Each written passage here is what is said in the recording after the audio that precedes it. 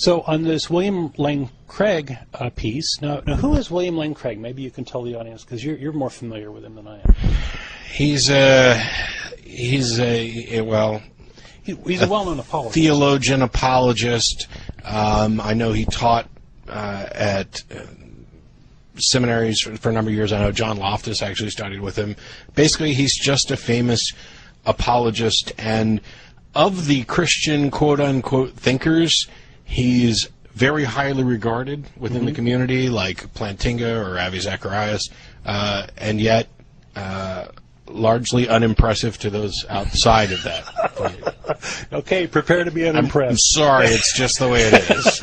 I'm not saying the guy is stupid or anything else. I'm just saying that there's something about religion in general and Christianity in particular that when intelligent people begin to delve into apologetics to defend their faith, they are exceptionally good at coming up with rationalizations to support their beliefs. They're so good at spinning these that the uninitiated look at them as if they have, they've cracked the problem of evil, or they've cracked the ontological argument, or whatever, and aren't those atheists foolish? And I don't know why it isn't addressed more often, that they are engaged in some rather dishonest argument where they're smuggling in hidden premises. I just had a long conversation with a guy about this last night, or an email trade. But anyway, enough about that. Okay. Well, a fan of our show sent this in. It's an article from Reasonable Faith where he's answering viewer or questions from people on the internet. It's kind of a blog. And the subject is the slaughter of the Canaanites, and that goes back to Deuteronomy 7, verse 1 through 2.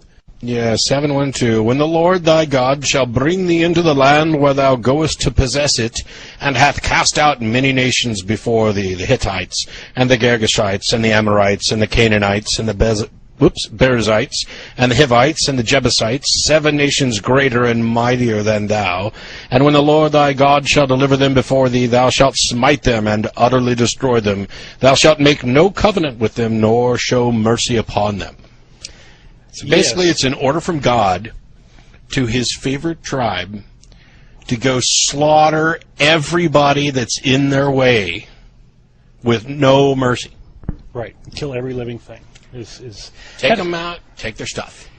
And so some people wrote William Lane Craig saying, hey, this sure does look immoral to me and all this. So William Lane Craig actually has a kind of jaw-dropping response. First, he argues that objective morals exist, therefore God exists, but that God is not subject to objective morals, and that God's command is what is moral.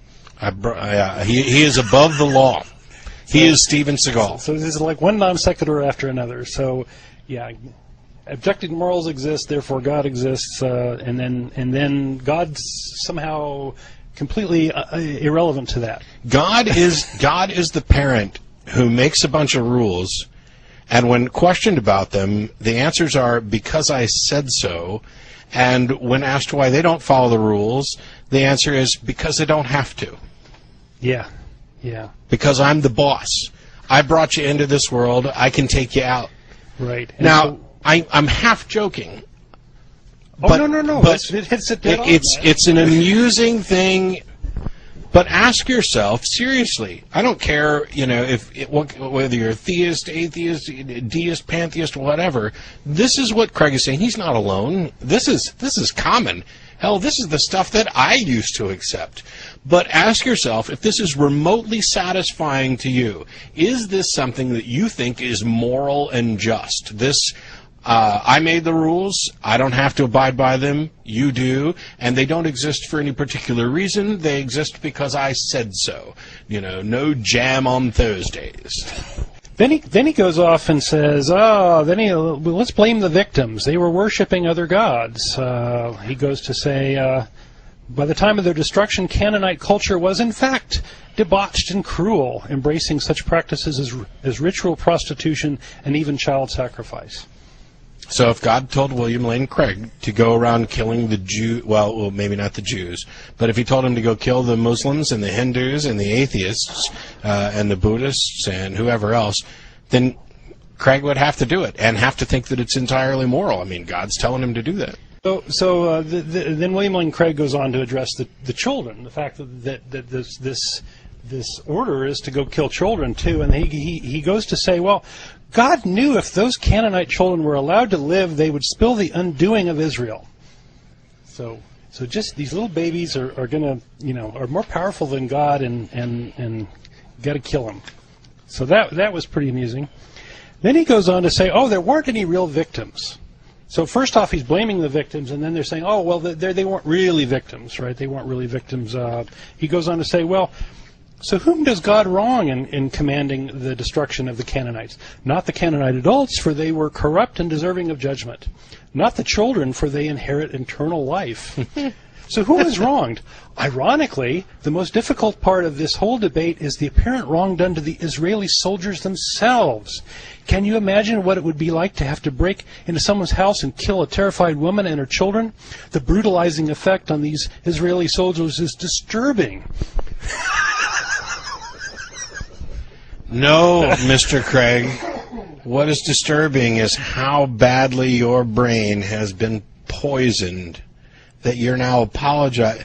My gosh. He goes on to say that no one was wringing his hands over the soldiers having to kill the Canaanites. Those who did so were national heroes. So killing children is national hero. You're a national hero if you go kill somebody else's children. So that's a good example of sort of twisted morality for you, right? Just think how hard it must have been for those Nazis to have had to go in and kill those Jews. That's what you're doing. That's right. Just think how bad it was for those slave owners who had to beat those slaves that didn't do what they was told. You complete frickin' asshat. You have no decency. And this isn't, when we're talking about Craig, this isn't some buffoon who goes on the internet to, make himself popular arguing with atheists. This is one of the pinnacles of Christian apologetics. And you wonder, people email, it's like, haven't you ever heard anything, good from any apologist? Yeah, sure. I mean, some of these guys are relatively smart, and some of them are very smart, and they come up with some good arguments, but they don't actually come up with good arguments in favor of what they're saying, and they don't provide evidence to support what they're saying. It's just that, if somebody launches a particular objection against Christianity, for example, and it's a bad one, they can spot the flaws in it, but they're unable to spot the flaws in their own, and now they are saying they're bending over backwards and sacrificing every bit of decency they have in order to make excuses for this fictional monster that they feel they must defend. Mm-hmm. Yeah, so I'm really grateful to that fan of ours for sending that in.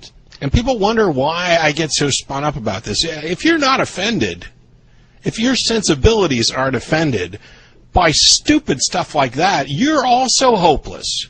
Oh, those crazy Christians, they're just so silly. Look at this stupid stuff. No, this stuff does harm, because once you have a mindset that accepts that this is right and this is wrong, and you can make excuses for stuff like this, that is part of who you are, and it's part of other decisions you make, and it's how we end up with so many of the problems that we have.